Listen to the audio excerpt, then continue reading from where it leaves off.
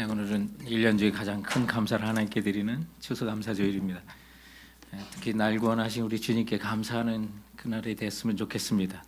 우리 지난 주일은 로마서 7장을 마쳤는데 마지막 절인 25절에 우리 주 예수 그리스도로 말미암아 하나님께 감사하리로다라고 그랬는데 그토록 사도 바울이 감사하고자 했던 것이 바로 오늘 우리가 다루는 이제 로마서 8장의 내용이 되겠습니다. 로마서 8장은 너무나도 귀하고 귀한 말씀이죠. 그래서 누턱의 경건주의자였던 필립 스패너는 성경을 하나의 반지로 본다면 로마서는 그 가운데 둘러싸고 있는 보석이고 또 로마서 8장은 그 가운데서도 가운데 있는 초점이라고요. 다이아몬드와 같은 그런 장이라고 그렇게 극찬을 하기도 했었습니다. 심지어 어떤 성경학자는 성경이 다 불타고 없어져도 로마서 8장만 있으면 우리가 구원받는데도 충분하다라고 과찬을 할 정도의 그런 장이 로마서 8장이 되겠습니다. 그 모든 것들 떠나서 우리가 작년 대면 예배가 시작되고 올해 우리가 이제 예배마다 암송했던 첫 번째 그 장이 로마서 8장이었던 것입니다. 그것을 암송하면서 또 묵상하면서 너무나도 잘 아는 말씀이었지만 그 말씀을 묵상하고 또 암송할 때마다 주님께서 제게 주셨던 힘과 그 능력을 맛볼 수가 있었습니다. 또한 이 로마서 8장 39절까지 있는 이 모든 말씀이 오늘날 우리가 겪고 있는 갖가지 문제에 대한 모든 해답을 주십니다. 죄 가운데 고통을 당하고 있을 때, 또 우리는 믿음이 흔들릴 때, 하나님의 사랑이 의심스러울 때, 외롭고 고독할 때나 기도의 응답 없을 때나 하늘의 소망이 흔들릴 때에도 성령이 주시는 하나님의 응답이 바로 로마서 8장에 있는 것입니다. 그러므로 오늘 이 로마서 8장을 통해서 무엇보다도 날 구원하신 주님께 감사할 수 있는 그런 영광과 찬송을 올려드리고자 오늘 이 본문을 우리가 함께 나누고자 하는 것입니다. 우리는 지난 추수감사절 특별 새벽 기도를 통해서 우리 주기철 목사님의 아드님이신 주광조 장로님의 간증을 나누기도 했습니다.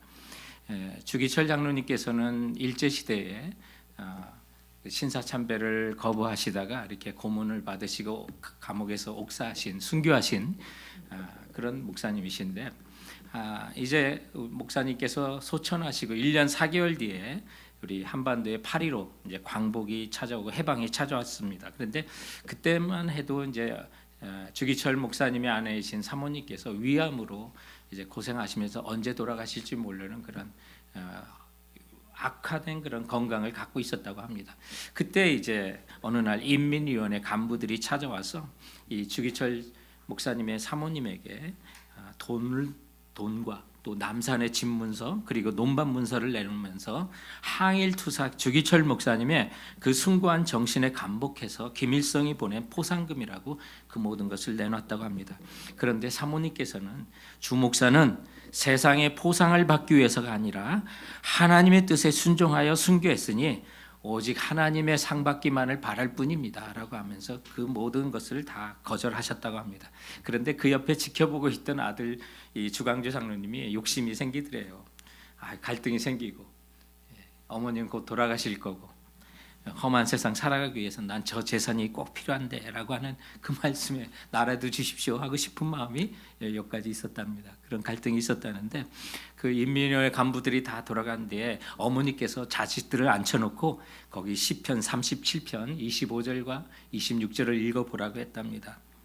그 말씀이 내가 어려서부터 늙기까지 의인이 버림을 당하거나 그의 자손이 걸식을 함을 보지 못하였도다. 그는 종일토록 은혜를 베풀고 꾸어주니 그의 자손이 복을 받는도다 라고 하는 그 말씀이었다는 겁니다. 그래서 정말 아버지 주기철 목사가 남겨주신 유산이라고는 배고픔과 절망뿐이었는데 그렇게 아무것도 없음에도 불구하고 어머니는 놓치지 않는 것이 우리 주 예수 그리스도에 대한 믿음이었다.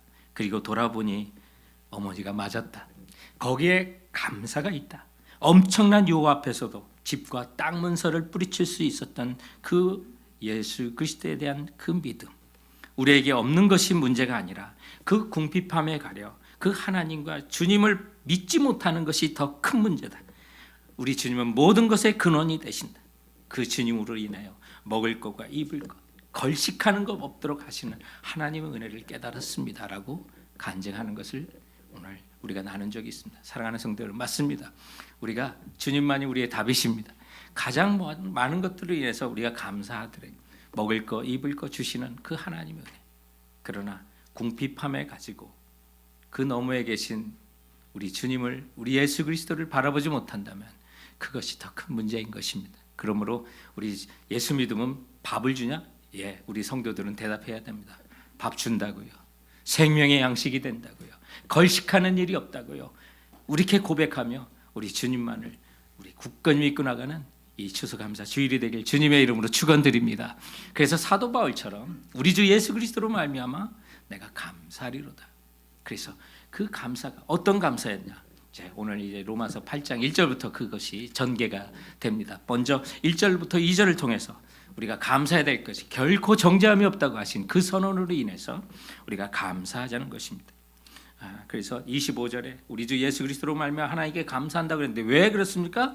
1절과 2절에 연결됩니다. 그러므로 이제 그리스도 예수 안에 있는 자에게는 결코 정죄함이 없나니 이는 그리스도 예수 안에 있는 생명의 성령의 법이 죄와 사망의 법에서 너를 해방하였음이라고 말합니다. 로마서 8장의 앞부분이 조금 어렵습니다. 그래서 이해하기가 좀 결코 쉽지 않은 것이 로마서 8장인데요. 이 내용이 뭐냐면 믿음으로 우리가 그리스도 예수 안에 들어온 자에게는 어떤 일이 있어도 하나님 앞에 죄인으로 고소당하지 않는다는 거예요. 왜요? 성령의 법이 그리스도인들을 죄와 사망의 법에서 해방시켰다는 거예요. 그래서 결코 정죄하면. 그런데 여기에는 우리 그리스도인들이 경계해야 될 두 가지가 있어요. 하나는 뭐냐면 우리가 그 정죄함이 잠시 동안만 정죄하는 것을 착각하는 거고, 또 하나는 정죄함이 없다고 그래서 죄를 가벼이 여기는 거예요. 이 두 가지를 우리가 좀 경계해야만 해요. 어떤 분들은 정말 우리가 그리스도 안에서 결코 정죄함이 없다는 것이 잠시 동안만 이루어지는 걸로 생각하는 사람이 있어요. 그래서 늘 정죄의식에 사로잡혀요. 주께서 우리에게 베푸신 예수 그리스도의 십자가의 은혜와 제 용서가 단번에 영원히 이루어졌다는 사실 기억하지 못하고 순간순간 침체되어 경륜에 빠지는 사람이 있어요. 사랑하는 성도 여러분, 기억하십시오. 주님이 하시는 것은 그렇게 어설프게 하시는 것이 아닙니다. 단번에 예수 그리스도의 십자가의 은혜로 우리의 죄를 위하여 영원히 우리의 죄를 속죄하여 주신 걸 믿으시기 바랍니다. 그래서 사도 바울은 감사하는 거예요. 그것이 우리가 이 아침에 감사할 수 있는 게 다른 게 아니에요. 주 안에 있는 자에 결코 정죄함이 없다고 하신 그거, 이것이 영원한 선포인 것을 우리가 감사하며 나가는 거예요. 또 하나 우리가 경계할 것은 정죄함이 없다고 할 때 죄를 가벼이 여기는 것을 경계해야만 해요. 그래서 우리가 또 죄를 져도 되냐? 여러분, 하나님의 자녀가 된 것은 죄를 지을 때마다 고백할 때마다 사함은 주시지만 그 자녀를 반드시 주님께서는 징계하신다는 사실을 기억하세요. 그래서 그 징계가 없다면 우리는 하나님의 자녀가 아니에요. 히브리서 12장 7절부터 8절에 있는 것처럼 하나님의 아들과 같이 너희를 대우하시나니 징계가 없으면 사생자요 친아들이 아니니라. 지난주에도 힘들고 어려운 일이 있었어요. 하나님의 징계라고 느낀 적이 있어요? 하나님께 감사하십시오. 주님의 자녀인 증거예요. 하나님의 자녀이기 때문에 징계를 하시는 거예요. 그래서 하나님의 자녀가 죄를 범할 때 용서해 주시지만 그거에 대한 징계가 있기 때문에 여러분, 죄를 작게 여기서는 안 되는 거예요. 그 은혜를, 주님의 예수 그리스도의 그 십자가의 은혜를, 부활의 은혜를 우리가 경홀히 여기지 않는 자가 되길 원하는 거예요. 그래서 우리가 주님 안에 있고 또 그러다 보니 거룩한 계명이 눈에 밝히 보이다 보니까 우린 불신자들보다 죄에 대한 통해가 더 많아요. 이것도 죄고 저것도 죄라는 걸 더 많이 알게 돼요. 성령으로 말미암아 그런 깨달음을 받았기 때문에. 그래서 믿는 자가 죄를 지을 때 지난주에 있는 것처럼 사도 바울처럼 탄식이 나오는 거예요. 오라 나는 공고한 자로다. 오라 나는 공고한 자로다. 그때마다 기억하세요. 이 말씀으로 돌아가세요. 그리스도 안에 있는 자에게는 결코 정죄함이 없고요. 오늘 2절에 보니까 그리스도 예수 안에 있는 생명의 성령의 법이 여러분들을 죄와 사망의 법에서, 죽음의 법에서 해방시켰다고 말씀하고 있는 거예요. 이건 이제 우리 그리스도인들, 하나님의 자녀가 된 자들은 적용하는 법이 달라졌다는 거예요. 이게 상당히 어렵게 그런 내용일 수도 있지만 쉽게 말하면요, 제가 미국에 올 때 미미 대사관에 가서 영주권을 이렇게 이제 이 비자를 받으려고 이렇게 인터뷰도 하고 그랬어요. 그런데 좀 겁이 나더라고요. 제가 아는 분이 가서 떨어져서 비자도 받지 못하고 쫓겨났어요. 그런데 제가 다행히 그 비자를 받았어요. 그런데 그것으로 만족하는 게 아니에요. 미국에 들어오니까 이미그레이션 하는 곳에 이 두 가지 라인이 있어요. 하나는 시티즌, 시민권자가 들어오는 라인이 있고, 포리너, 외국인이 들어오는 라인이 있어요. 그런데 제가 처음에 들어올 때 외국인 들어오는 라인에 섰어요. 조마조마하더라고요. 거기서 돌아가면 어떡하나 그런 생각이 있었어요. 바로 우리가 불신자일 때는 바로 이렇게 죄와 사망의 법에 적용된 거예요. 라인이 달랐어요. 근데 예수 그리스도의 자녀가 되다 보니까 생명의 법이 나를 지배하다 보니까 내가 시민권자에 쓰는 거예요. 하늘나라 시민권자에 그 라인에 쓰게 되는 거예요. 외국에서 잘못할 수 있어요. 여행 갔다가 좀 범죄를 할 수 있어요. 그러나 쫓아내지 않는 거예요. 너 외국에 가서 그런 일 어서 들어와라. 이 안에서 혼나라. 결코 쫓아내지 없는 거예요. 그게 생명의 성령의 법에 있는 자들의 현재의 모습이에요. 그러나 죄와 사망의 법에 있던 자들은 여러분 쫓겨날 수 있어요. 너 왜 그런 짓 했어? 너 우리나라 못 들어와. 쫓겨나는 거예요. 예수 그리스도 안에 우리가 생명의 성령의 법에 있는 자는 주님의 자녀가 된 라인에 선 거예요. 그 안에 있는 걸 믿으시기 바랍니다. 그래서 잘못해서 쫓겨나지 않아요. 그래도 품어주시는 거예요. 웰컴 백, 웰컴 백 홈. 집에 온 거 환영한다고, 돌아온 거 환영한다고 그래 주시고 야단을 치세요. 법이 달라진 거예요. 오늘 그 말씀을 하시는 거예요. 이게 예수 그리스도 안에 있는 결코 정죄함이 없고 생명의 성령의 법에 그 아래에 있는 자들의 특권인 걸 믿으시기 바랍니다. 우리가 이런 은총을 받았으니 하나님 감사합니다라고 고백할 수밖에 없는 것입니다. 사랑하는 성도 여러분, 예수 그리스도가 여러분의 구주신 걸 믿으십니까? 그렇다면 생명의 성령의 법의 라인에 서 있다는 사실을 믿으시기 바랍니다. 주님은 쫓아내실 일이 없는 것입니다. 그리고 또한 이 아침에 우리가 주님께 감사할 수 있는 두 번째는 이렇게 정죄함이 없는 게 가능한 이유가 뭘까? 그게 3절과 4절에 설명이 돼 있어요. 하나님께서 이 세상을 이처럼 사랑하사 독생자 예수 그리스도를 우리와 같은 육체의 모양으로 죄 있는 모양으로 보내서 우리의 죄를 예수 그리스도께서 십자가에 모두 담당하게 하시고 그래서 그 사실을 믿는 자는 성령을 따르는 삶을 통하여 율법의 죄인들이 죽게 되어 있는 그 율법의 요구를 충족시켰다고 인정해 주신다는 거예요. 그게 3절과 4절의 말씀이에요. 자, 3절과 4절의 말씀 봅니다. 우리 함께 같이 읽어보도록 하겠습니다. 성경을 펴시고 우리 같이 읽도록 하겠습니다. 시작.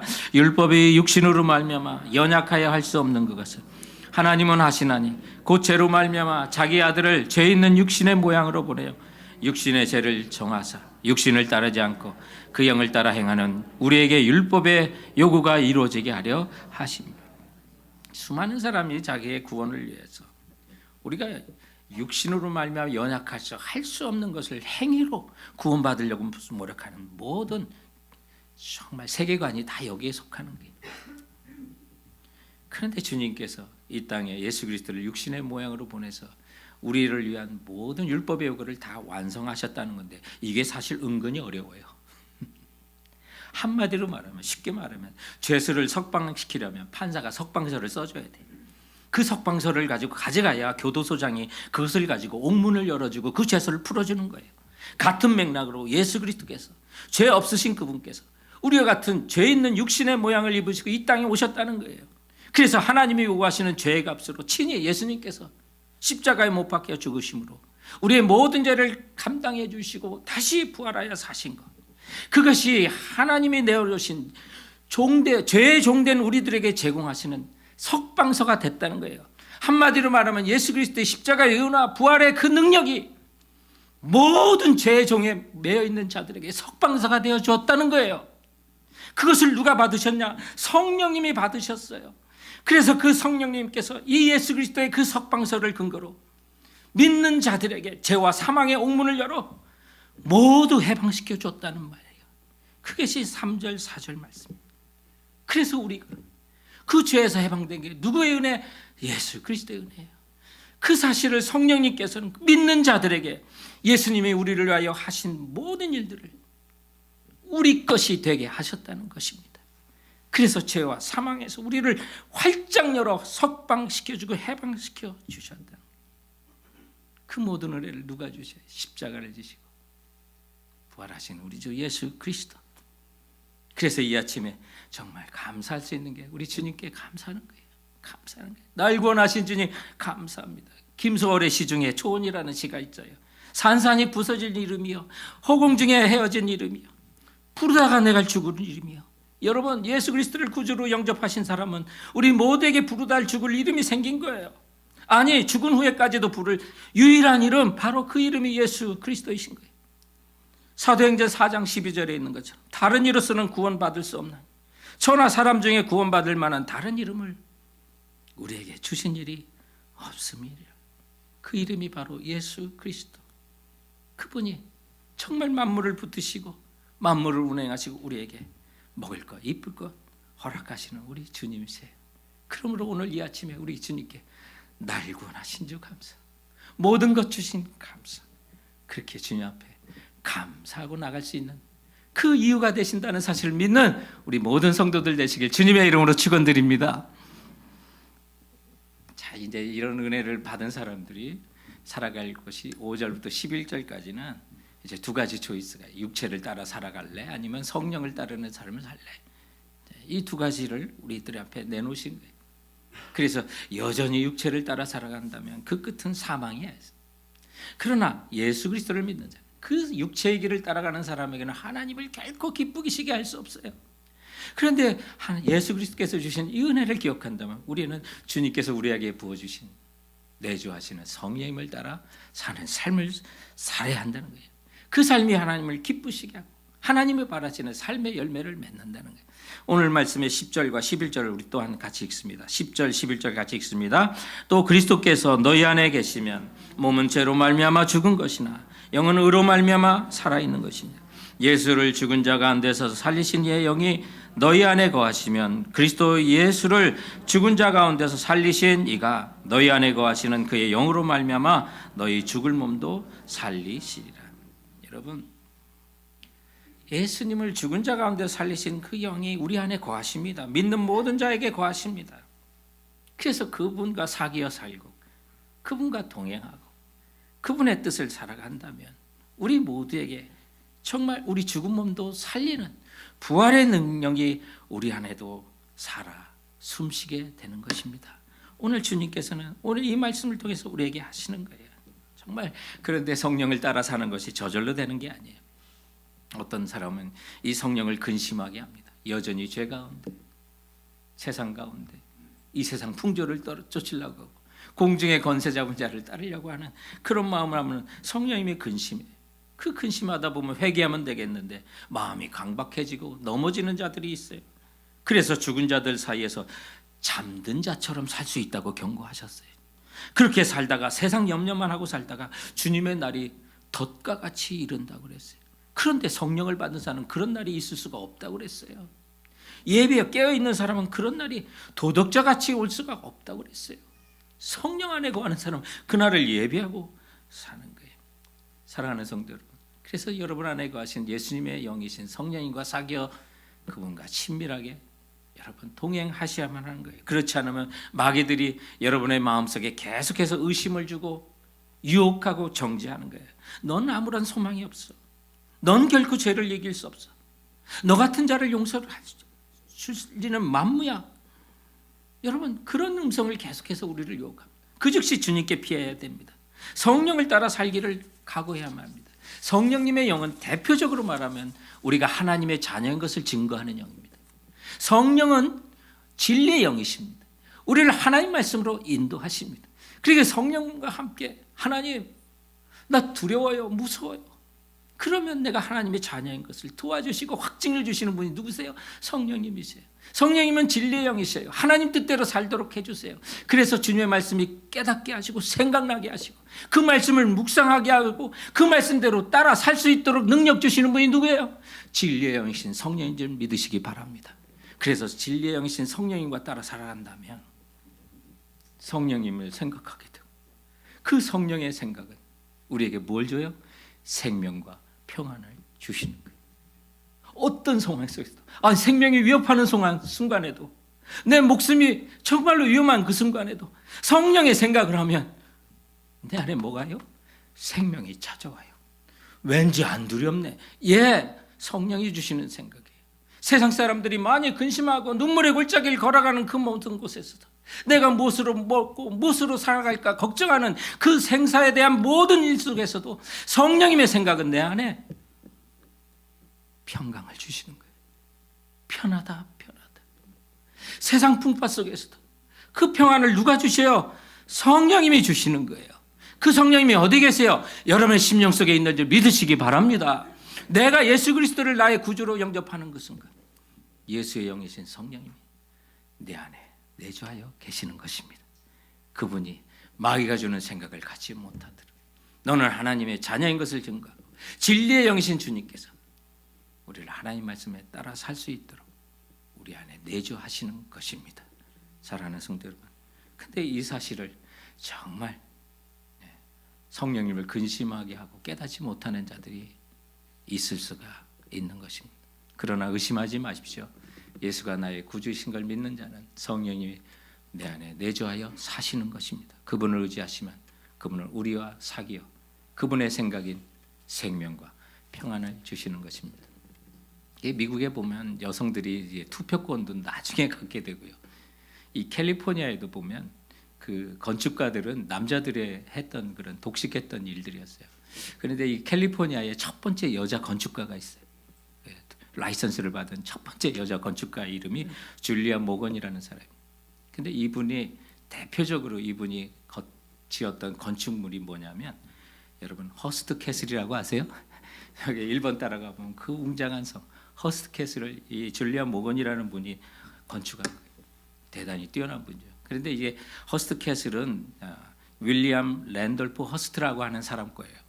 그분이 그것을 이제 의뢰해서 지은 건데, 그래서 1947년에 아주 뭐 부유하고 화려함의 극치로 이 허스트 캐슬을 이렇게 짓게 됐는데, 여러분 그게 태평양에 보이는 아주 이렇게 언덕 위에 너무나도 아름답게 있고 방만요 165개 이런 엄청난 넓이의 그런 곳에 정원과 수영장을 갖춘 뭐 무지무지하게 큰 그런 성들을 이렇게 지었는데요. 그 주인이 바로 허스트 캐슬이에요. 그 언론 부자예요. 언론 부자. 신문사를 운영했던 언론계의 그런 그 거물이신 그 갑부였는데, 이분의 취미가 뭐냐면 고미술품을 이렇게 다는 거예요. 사진 한번 보여주세요. 그래서 이분의 보면 이 엄청난 그 성에 가지고 윌리엄 랜돌프 허스트라고 하는 이 사람이 그냥 돈이 많다 보니까 막 전 세계 유명한 고미술품이라는 건 막 다 이렇게 모으는 사람이야. 근데 본인이 정말 갖고 싶었던 그 예술품이 하나 있었어요. 그래서 에이전트를 고용해 가지고 그 예술품을 찾아라. 내가 그걸 구입하고 싶다. 그래서 그 에이전트들이 유럽을 뒤진 거예요. 이 허스트가 찾는 그 미술품을 찾으려고 방방곡곡으로 에이전트들이 돌아다니다가 결국 보고가 왔어요. 그 예술품이 당신의 집 창고에 있습니다라고 하는 거예요. 싫어합니다. 근데 이 허스트의 그 모습이 때로는 우리의 모습이 될 때가 있습니다. 내 안에 자정하시는 성령님, 왜 나에게는 성령 충만을 안 주시는지 여전히 헤매고 찾고 있는 건 아니죠. 그 주님을 찾을 필요 없습니다. 예수 그리스도께서 나의 구주로 영접한 그 순간 주님의 영이시고 하나님의 영이신 그 성령이 바로 저와 여러분의 심령 속에 자정하여 계시는 것입니다. 그분이 우리를 하나님의 아들을 인정하시는 영이시고 진리로 인도하시는 거룩하신 성령님이십니다. 찾을 필요 없습니다. 주님과 사귀어 살며 주님 당신의 생각을 갖고 싶습니다. 그 어떤 형편 속에서도 주님의 생명과 평안을 내게 주옵소서 간구하 나가시면 여러분의 심령 속에 차고 넘치는 기쁨이 여러분 성령님으로부터 부여받은 걸 믿고 나가시는 우리 성도들 되시게 주님의 이름으로 축원드립니다. 오늘 이 사실을 생각하며